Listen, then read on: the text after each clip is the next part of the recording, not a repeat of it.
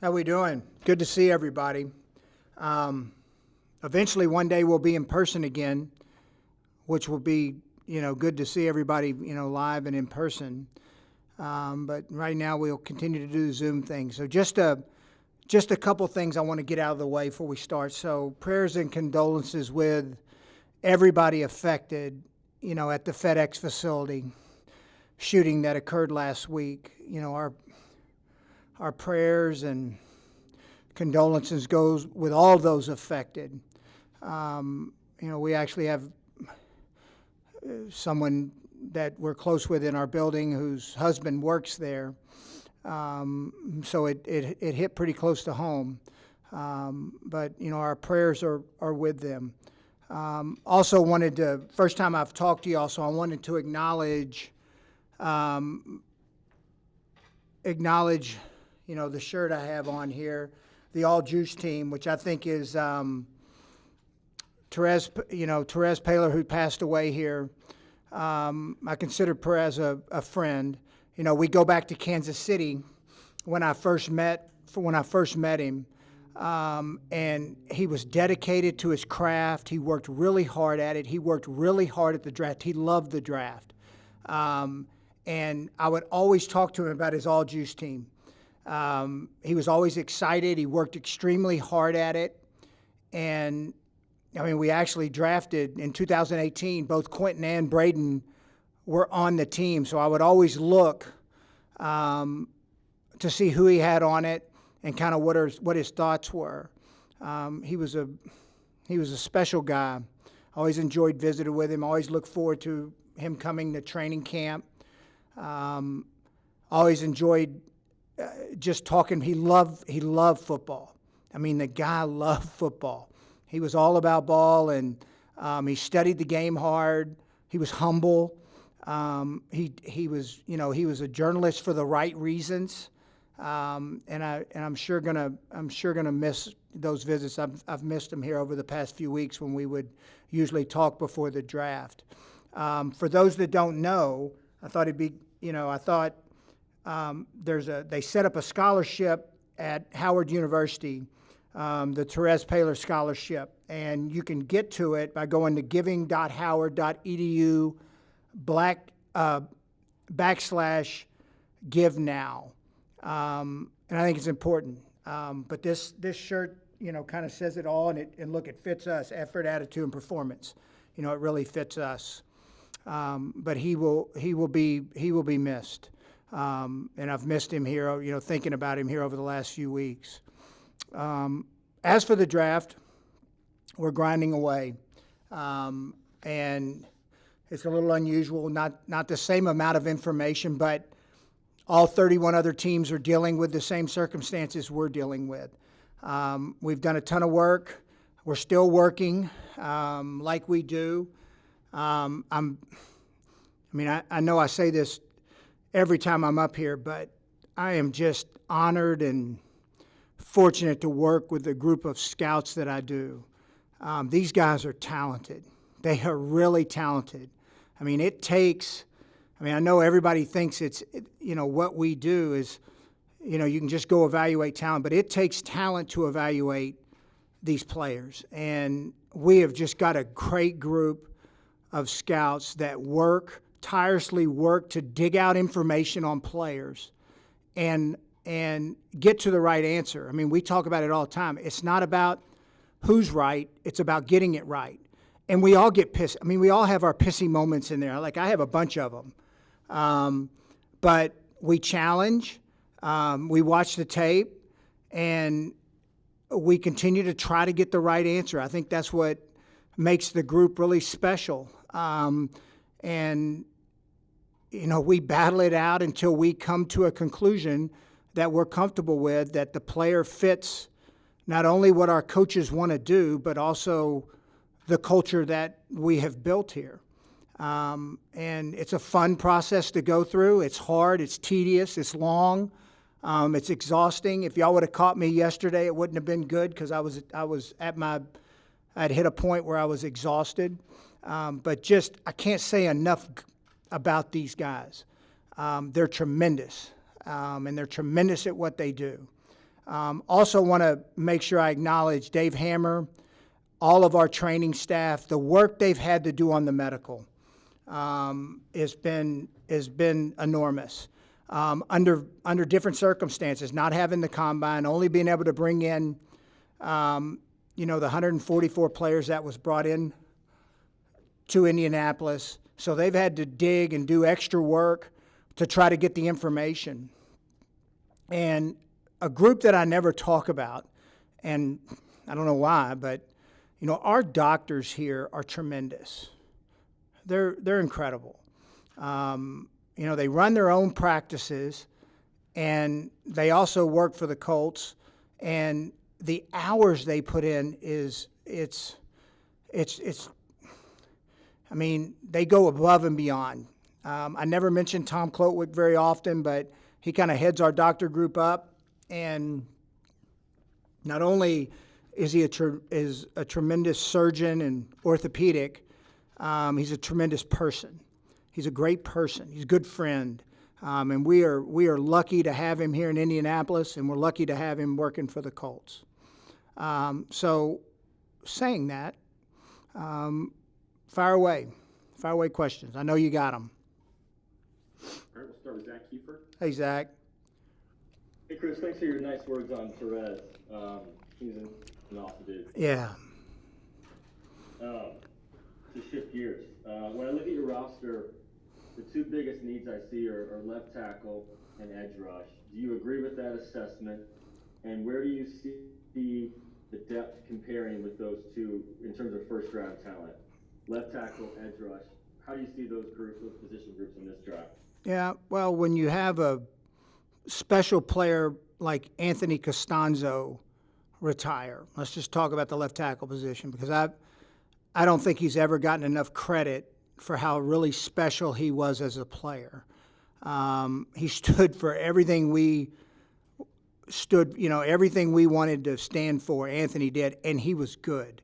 I always thought he was a top 5 left tackle in the league. I think we paid him accordingly. That told you what we thought of him, and he performed. So that's not going to be an easy replacement. Saying that, I think I've told, all along that I think we've got 4 really good linemen, before free agency started. We've signed a couple veterans, Tevy, who's started a lot of games for the Chargers. Julian's played, in this league. So we think they're good players. We will create competition at left tackle, and we'll get the best 5 players on the field. Like, that's the one thing about the offensive line that I think gets looked over sometimes. It's different from any other group because they got to play 5 as, they got to play as one, 5 as one, and they got to play together. And it's a unique group that we have. We're very fortunate with the guys that we have. They all love to play. They work. They're unselfish. They stand for everything we want to stand for. And, adding into that group, we want to make sure we got 5 good starting linemen, plus, a number of 8 and 9. You're going to have points in the season where the 6, 7, 8, and 9 are going to play. Lord knows we had it last year. So they're all important. And then in comparison to the draft, I think it's a good draft. I think it's in terms of just all the offensive linemen as a whole, it's really good. And then for defensive end, you lose Danico Autry, Justin Houston, 2 good players, and Justin's still, out there right now. Those are big shoes to fill. But we think we've got some young players. Lewis, I thought Taekwon, after really came on last year and played good football, and we think he can play good football, for us. When you talk about Teray, he's had some bad luck.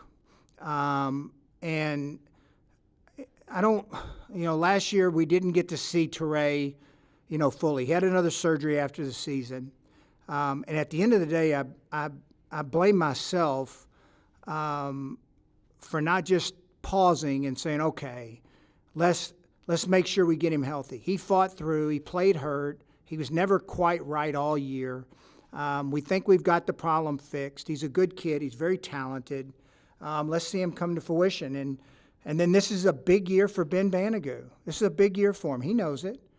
It's time for him to step up, and he's got a lot of talent. He's a good kid. He works. Let's see what he can be. Then we brought back Muhammad. We signed Rochelle from the Chargers, so we'll work through that. And we do think there's some good players in the draft, so we'll work through it. The one thing we won't do, we won't just force the issue. Especially early in the draft, that's when you make your biggest mistakes, when you just force the issue. If it so happens falls and there's a player we like at either one of those positions, sure. I mean, I think y'all know our philosophy on the fronts. You need 8 to 10 offensive linemen, and we feel you need 8 to 10 defensive linemen.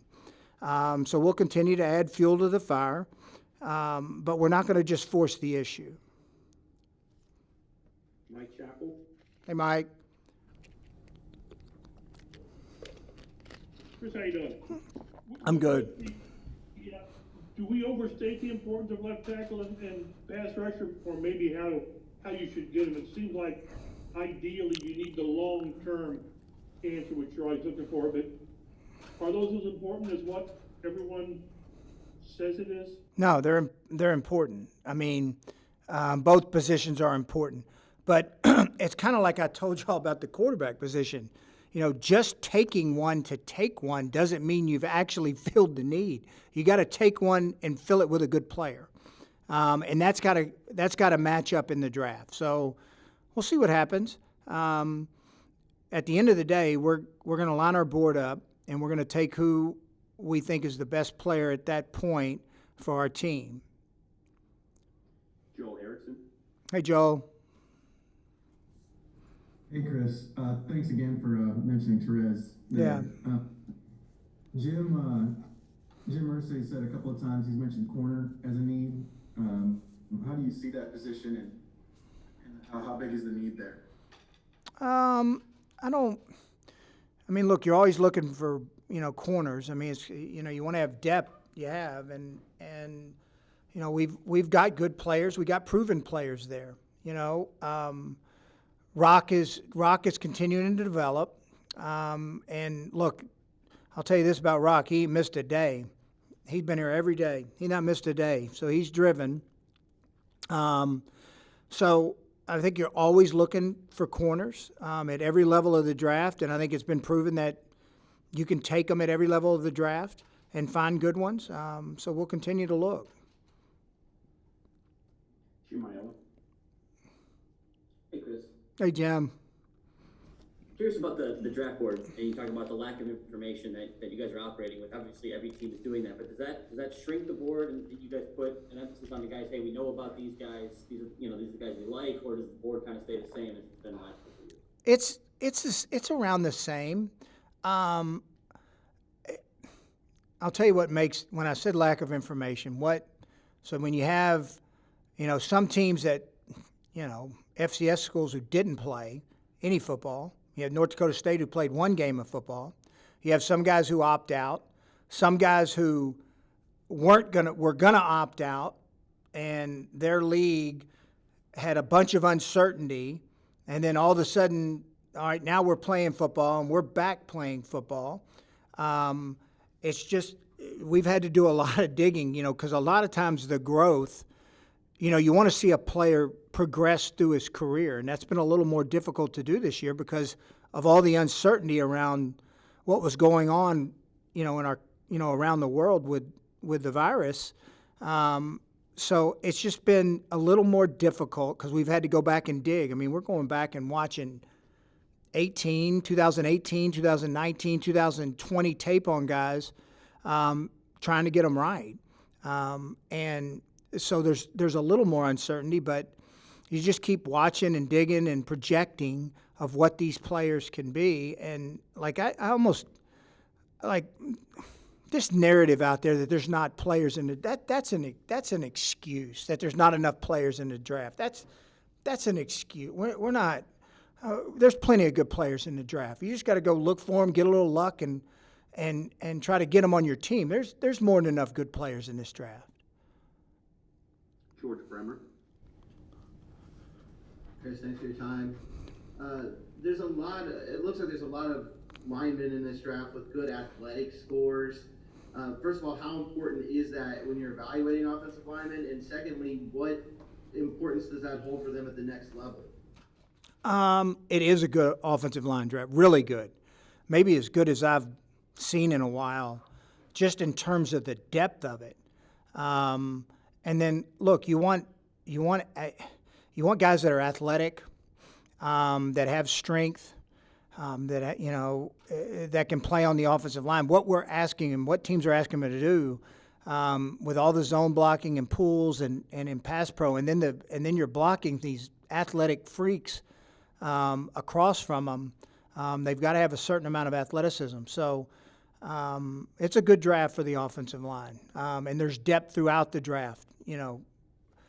At that position. Kevin Bowen. Hey, Kevin. Hey, Chris.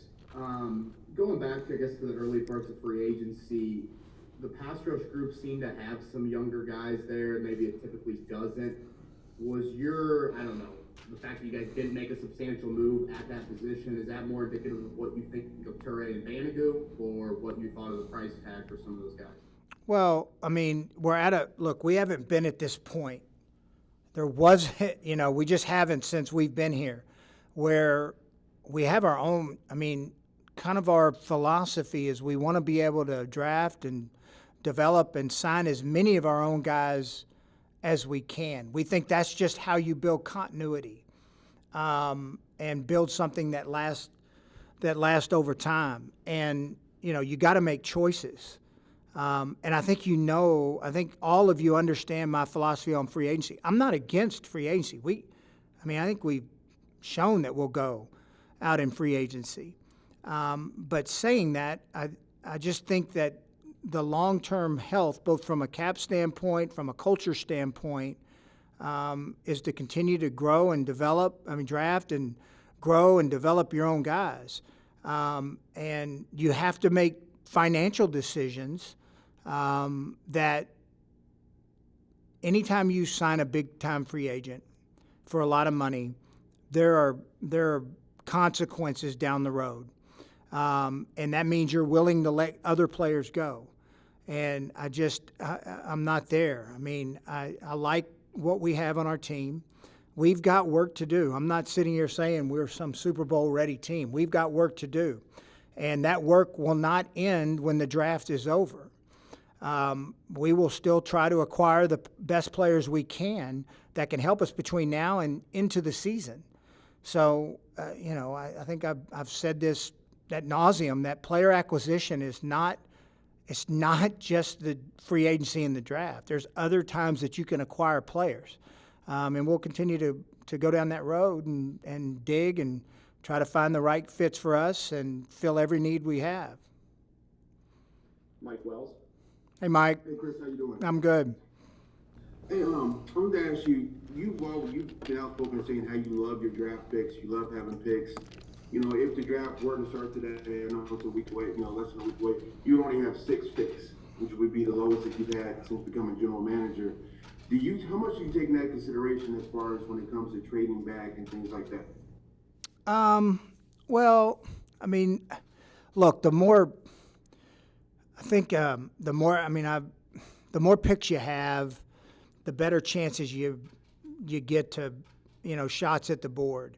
Look, this is not an exact science, and you need a little luck. Let's be real here. I think we're pretty good at what we do, but there needs to be a little luck involved. And the more picks you have, the more chances of luck are going to show up. So that's just a philosophy that we have in the draft. Now, if we're sitting there and there's a player that we really think is a difference maker, and he's going to really make a difference on our team. We'll take him or we'll trade up to get him. I mean, we thought Jonathan Taylor was a difference maker, and we traded up to get Jonathan Taylor. But there's times that, we just felt that whether it was the fit of the player, medical issues of why we traded back, but we just thought at the time, whoever was sitting there, we could move back and acquire 2 or 3 players versus the 1 player at the time. So I think look, I would love, Wells, I already volunteered you to come up here on draft day for the first round. If we could have one guy up and you could hang out, you could just hang out and see if we actually take somebody at 21 or if we move back. You're more than welcome. I want to follow up and ask, you've talked about the depth on the offensive line. How do you guys evaluate whether a guy who predominantly played right tackle in college is able to slide over and play left tackle? Yeah, that's a really good question. He's got to have the athletic traits to do it. That's one. I mean, look, I think I've told y'all this. I mean, Morocco and Jamie, it's like with Braden, who's a really good player.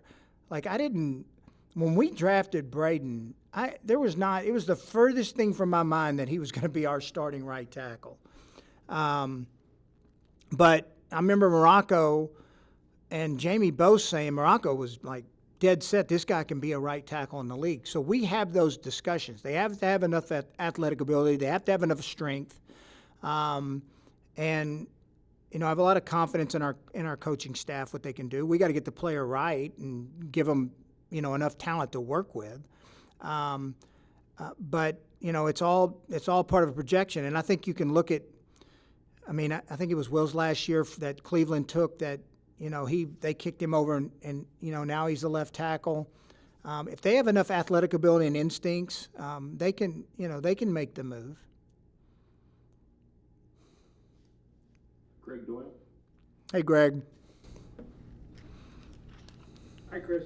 Thanks for this time here.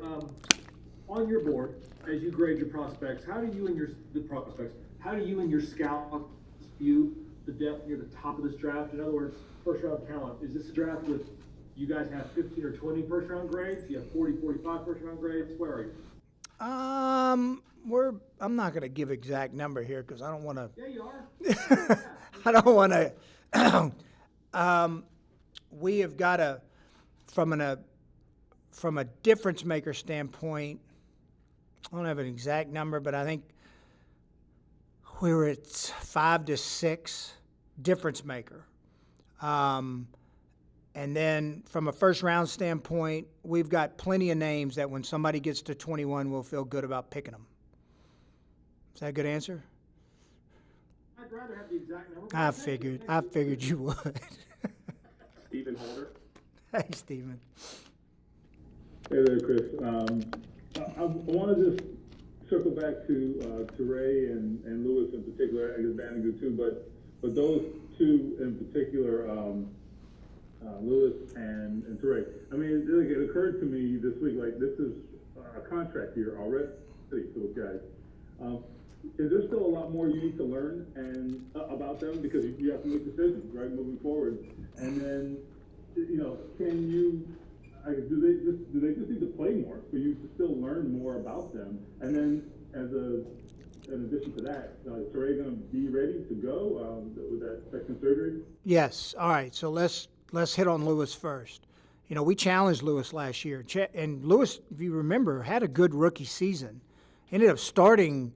We played good defense and went to the playoffs. weren't good enough yet to advance and got beat by a great Kansas City team, but Lewis played good football for us. Got a little nick, that second year and didn't play quite to where we thought his talent level was. We challenged him and he accepted it. And I thought last year he played really good and ended up having to go inside and play in the 3 technique a bunch, and both end spots. So we're excited about Taekwon. Taekwon's a good player. As for Teray, at the end of the day, I think everybody sees, Kamoko's talent. He's extremely talented. That first 4 games, I think it was, in 2019. He was really good. And, you know, then he had a severe ankle injury. It was severe. And, you know, then he gets the surgery, COVID hits. So now the rehab process is set back a little bit. And, you know, then he comes back and he's still hurting a little bit. I blame myself for that because I should have just said, you know what, let's just make sure we get it right. But the kid, you know, is fighting through, trying to do everything he can to play because he wants to play. And then, you know, when the season's up, we end up having another surgery. And yes, this rehab is going a lot better.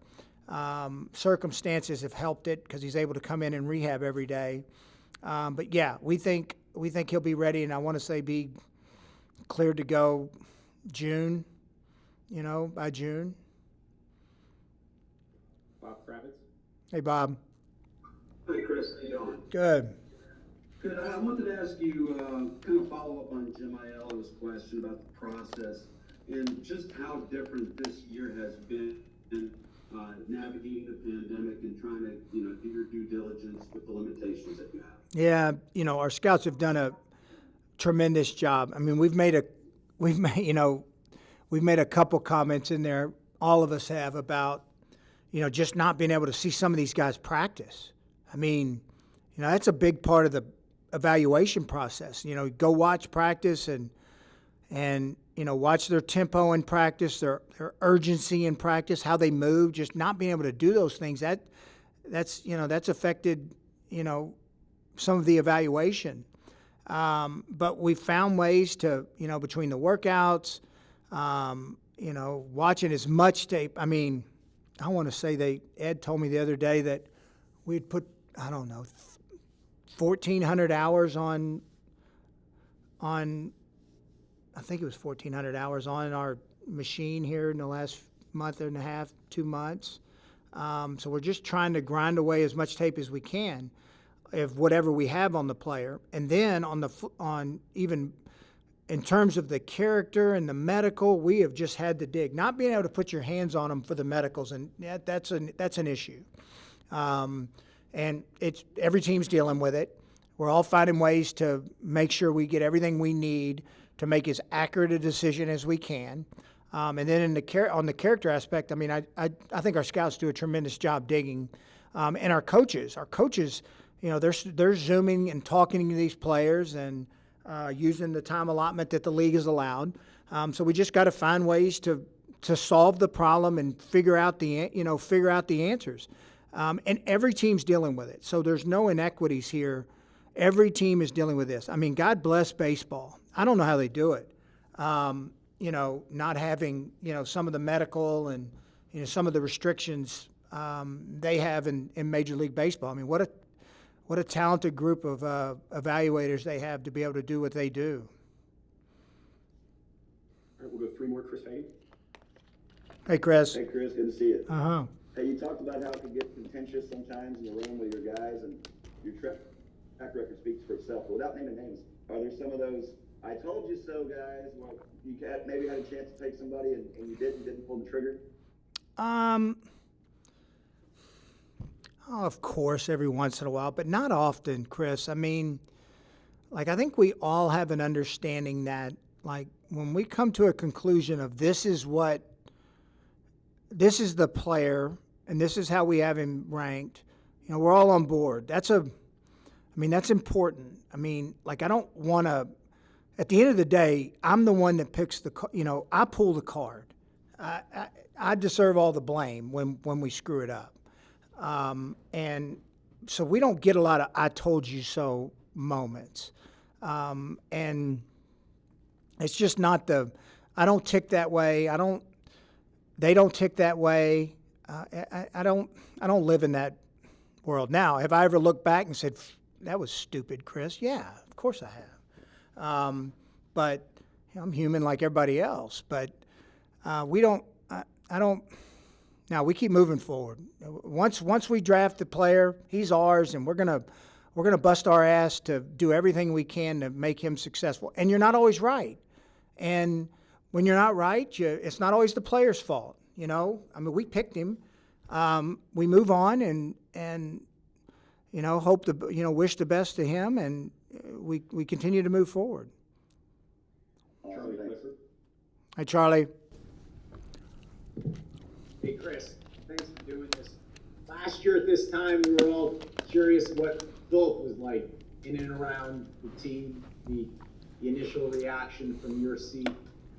What can you say about what you've seen from Carson so far? Good. That's a good question. Let me say this about Philip Rivers. It will go down as one of the highlights of my career to be a part and for 1 year with him. What a special man and player. Just unique. He's a Hall of Famer. Guy's just every day the focus and the loving to play and having fun. I told him, he's coaching high school football now, which I bet you that's just fun, to be a part of for those other coaches and kids. But what a highlight.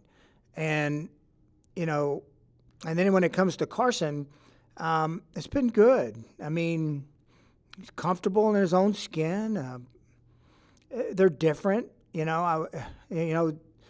their personalities are different, but he's got a great sense of humor. He doesn't take himself too seriously. He's dialed in. He works. I'd probably compare him a little more to Andrew than I would Philip, but he's been great to be around. I haven't been around him a lot because I'm locked in that draft room the whole time, but he's been great to be around. He's got a great family. He's got a great perspective on life. He's going to be a good player for us. All right, last one, JJ. Hey, Chris. Hey, JJ. Yeah, good to meet you. Kind of following up on that question about Carson, when you look at the structure that's around him with, Frank having that existing relationship with him, Press having that relationship, but, Marcus and Scott having an existing relationship, how do you see that all helping him as he kind of gets acclimated here in Indianapolis? Well, I think it's no different than with Philip.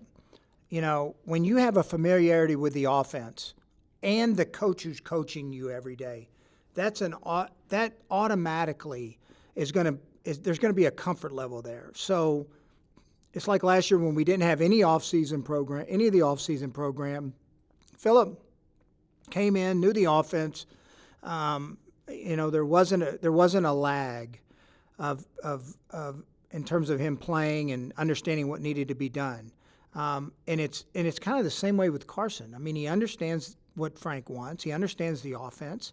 They have a very close relationship, and that's a good thing. That's a good thing for us. All right, media. Thank you, Chris. Hold tight. Thank y'all. Hey, thank y'all. I'm sure we'll be talking Friday. What days the draft start? Thursday, Friday, or Saturday? We'll be talking. Are we talking Thursday, Chris? Maybe. Hey, maybe we'll be talking early Thursday. You never know.